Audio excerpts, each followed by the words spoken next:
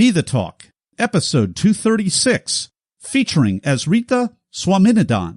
Welcome to Be the Talk. We go behind the talk 7 days a week for tips and techniques to help you change the world. I'm Nathan Eckel, and a talker myself. I'm interviewing others who change the world with their talk. You can too, even if you've never given a talk before. Let's get started with today's show. We are live with Asritha Swaminadhan. Asritha, are you ready to talk? Yeah, I'm ready. Asritha Swaminadhan is an aspiring video and multimedia journalist. She loves spending free time reading books. Her favorite writers include J.K. Rowling, and she has a newfound love for Stephen King. She enjoys nature, wildlife photography, and traveling, and hopes to set foot on all 7 continents. Asritha, welcome to the talk. Thank you for having me. How are you doing with all 7 continents? I know for me, I think I'm up to 3 or maybe 4, and I'm a whole lot older than you. So, you making progress there? So far I only have 2. I've only traveled to, Australia. Yeah. So 3. Australia is not a continent, but, it's a country. She's doing pretty well, Talk Universe. Her talk is called Standing Out, and I love this, Standing Out as an Introvert in a World of Extroverts. I love it because, believe it or not, I'm an introvert most of the time. Oh, awesome. Good for you. We've had a whole host of other people that we've interviewed on other things within this broadcast. And I think it's a thing from one introvert to another. I think the thing is, can we just have a purposeful conversation instead of a surfacey conversation? Do you agree, or is it a whole lot more than that? I've got some notes on your talk, but I'll let you have the first word, Asritha. Yes, I think there, in terms of purposeful and more purposeful conversation, I do think there is a bias towards more extroverted personality. People tend to think that, extroverts are more likable and outgoing, which is partly true. But yeah, there is a bias towards that type of personality. And I feel like, as an introvert, I've been shamed in school for being more quiet and wanting to spend more time alone. Not that I had social problems, but I like to spend a lot of my time alone. And I guess that was kind of shamed, and it was kind of worrisome behavior, considering I had a sister who was very outgoing and talkative. And so it was kind of a comparison thing where we'd be compared to. And I think it's sort of a problem in institutions like schools. So yeah, that's what I wanted to highlight through my talk.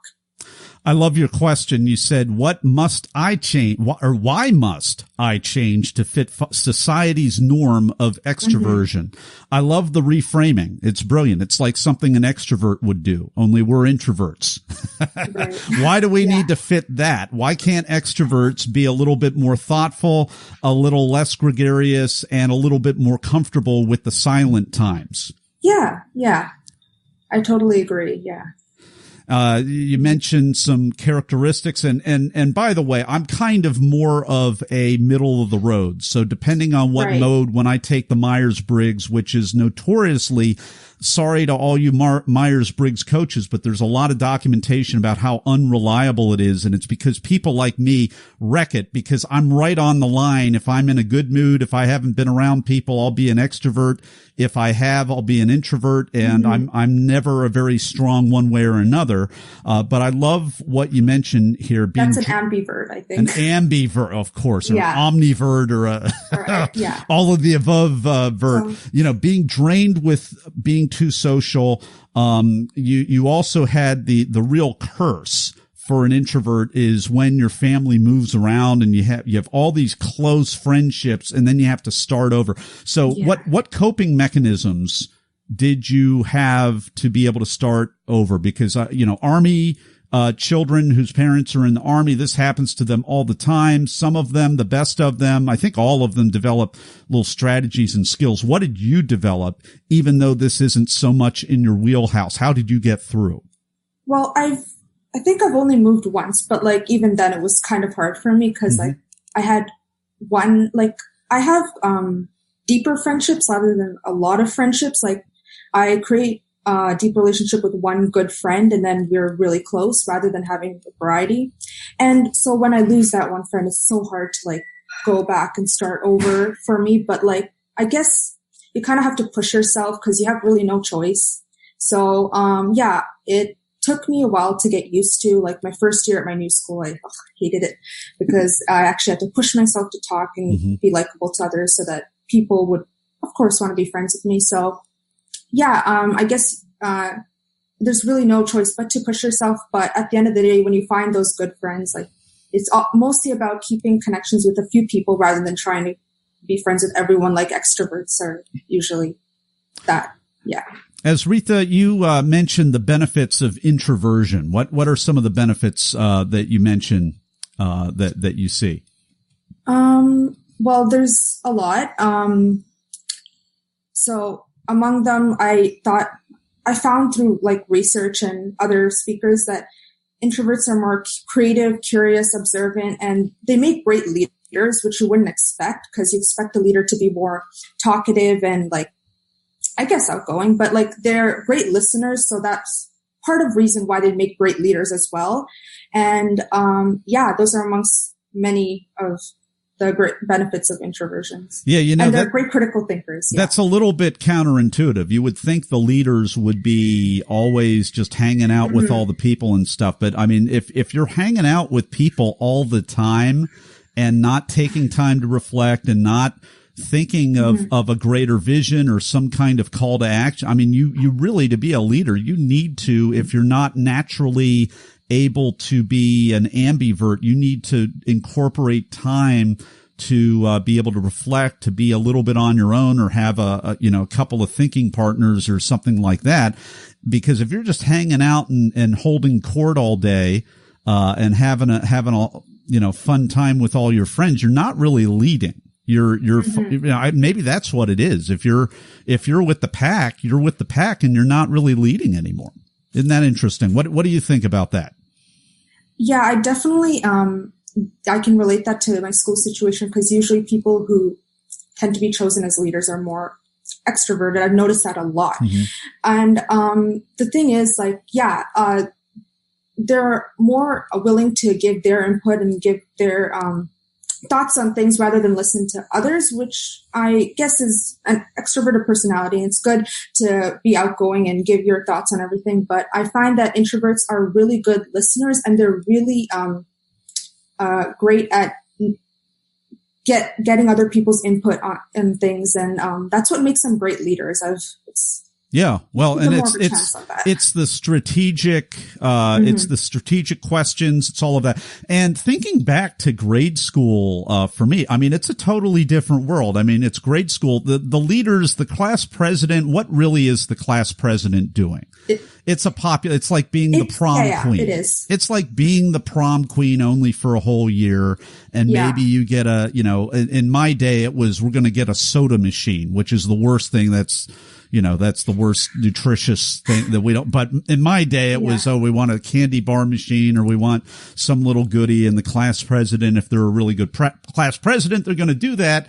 But when we grow up, then we actually have to solve real problems, and we have to be strategic, and we have to get out from the middle of the fray so that we can be strategic, so that the limited time and resources we have can actually go to a purpose and hopefully be successful. So I love thank you for allowing me just to take a little bit of time and really flesh this out, Asritha, because it really hasn't occurred to me that it really is a different game. I've never thought about why did I not hook into this leadership thing when I was a kid? Well, it's because you don't really have leadership as a kid, unless maybe if you're being homeschooled or something like that, and you can kind of set your own thing and maybe excel, or you can excel on the soccer field or something like that. It hasn't really occurred to me. What are your thoughts?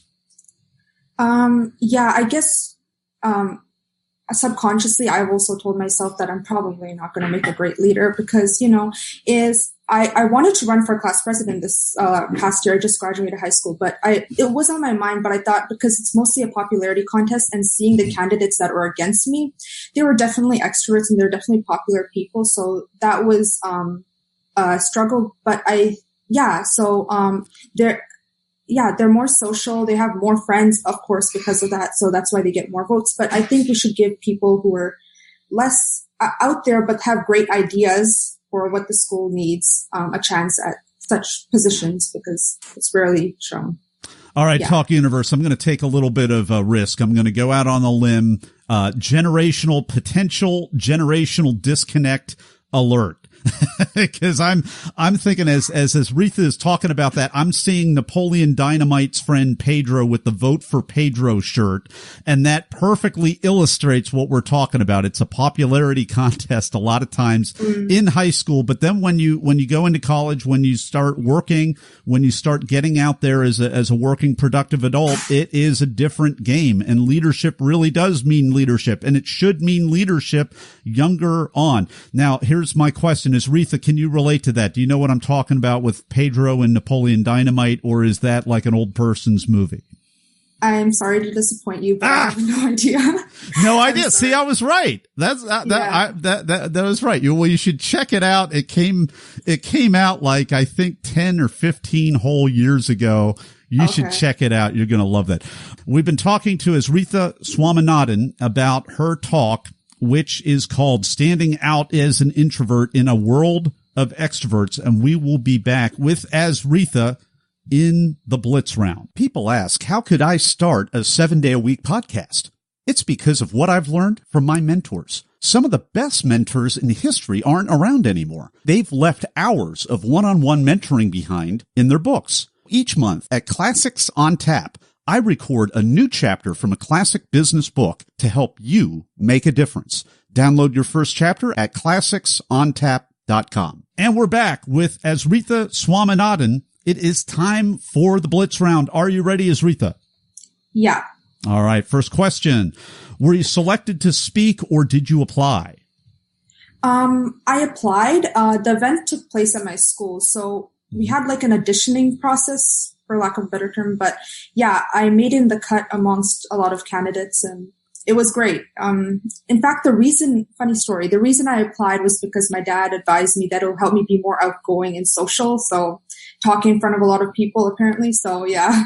Well, and kudos to you. Kudos to you, because that was a leadership step. We're talking about leadership, and as opposed to, I don't want to knock the class president too much because they do learn and they work with the teachers and their advisors and they do learn the stuff. But you found a very simple and quicker way that's still a pretty grueling process to step up, work on your talk, hone your talk, and really make an impact. So good for you. Next question. You walk out on stage. Did you have nerves? Were you in the zone? Neither or both? Okay. So yeah, I think I was the most nervous out of all the speakers that were going on that day. And people could tell, my teacher who was coordinating the event. But yeah, once I got on, I think even during the talk, you could tell I was a little nervous, but it's not because I regret the whole thing, but it was still a good experience. But yeah, I was definitely very nervous. Yeah. Love it. How did you deal with that? Did you just keep plowing ahead or what were you thinking about, or were you not thinking, just focus on the talk and get through?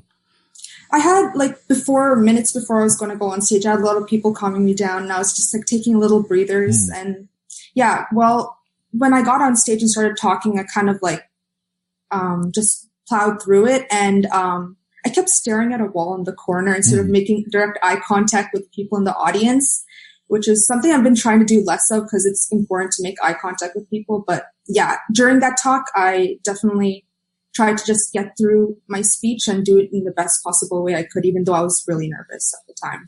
What's another tip, tool, or technique that helped you? Yeah, it was to get less nervous. I did, not making direct eye contact kind of helped. So yeah, staring at a wall or an object or an empty chair helped to be less nervous. And yeah, and being around people that helped just comforted me before doing the talk. So that was great. That's interesting. I mean, one tool is breathing, which definitely is going to help everybody. Another tip is if you need to avoid the eye contact, avoid the eye contact, especially if you're an introvert, avoid the eye contact. Now that's probably not going to be considered a best practice. However, because this is a branded talk, in this case, it's a TED or a TEDx talk, most of the audience is going to be online, and it's a little bit of an interesting thing because you want to acknowledge the audience in the room, but ultimately the audience is going to be YouTube. So YouTube doesn't care, and YouTube viewers can't really tell that you're avoiding eye contact with other people. So if it floats, use it for you, Talk Universe, for sure. And other stuff that helped me, other stuff that helped me was just continually rehearsing my talk and making sure I had my talking points in format and stuff. So I think improvising wouldn't have worked for me in that situation, but to get less nervous, it's good to have a memorized talk. Well, and that's the question I forgot to ask you, whether you're a memorizer, improviser, or a blender. So,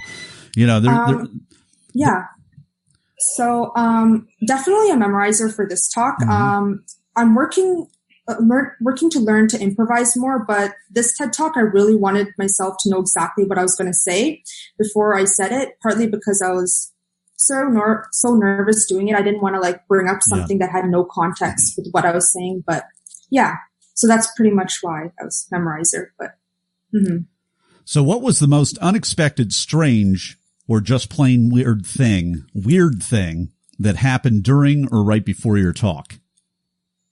Okay, so during my talk, I pressed too hard on my remote, so a lot of the slides that I had on my PowerPoint got skipped through. So I'd be talking about something like an antidote or like a personal experience, and then it had no correlation with the picture that was shown on the screen, and it was sort of weird. So the audience was kind of confused, but I tried to make sure they were focused on what I was saying and not on the slide.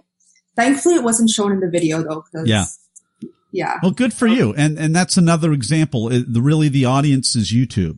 So, and in my case, the slides that I showed did not make the edit, which really, impacts, and that was a very meticulous piece. In my case, it didn't make it, unfortunately, which was unbeknownst to me. So it really makes it a little harder, if you're going and relying too much on those slides, either live or also in my case, for the edit. They didn't make the edit. So good things to know for sure. We have been talking with Asritha Swaminadhan, and her talk is called Standing Out as an Introvert in a World of Extroverts. If you want to check out that talk, go to our show notes page at BeTheTalk.com. We'll have a clickable link. We will also have the LinkedIn link so that you can connect with Asritha as well. And we will be back in just a moment with the final word of advice. Everyone wants to change the world, but not everyone knows the first step. Before you can change the world with your talk, it has to be selected. So grab the templates, timelines, and tools that I use to get my talk selected at BeTheTalk.com. And we're back with Asritha Swaminadhan. It is time for the 10-second final word of advice for Talk Universe. Okay, I'm going to try to make this 10 seconds. I apologize if it's longer, but it will be. But that's why I say it anyway. So yeah, there's a quote from Mark Zuckerberg that always gets to me. It's the biggest risk is not taking any risk at all. I never thought that I could stand up in front of hundreds and hundreds of people and do a TED Talk. And this is coming from someone who's deeply terrified of public speaking for the longest time in my academic life. So and you could probably tell from watching the talk that I was still nervous, but it was nevertheless an amazing experience. And I want to continue to challenge myself and do things that scare me. And I think other people should as well, because you won't regret it and you'll love the experience. So yeah. Asritha Swaminadhan, thank you so much for coming on the talk today and sharing your wisdom with Talk Universe. Thank you for having me. This was great. Thanks for listening to Be the Talk. For tips and resources to help you change the world, go to BeTheTalk.com. See you tomorrow.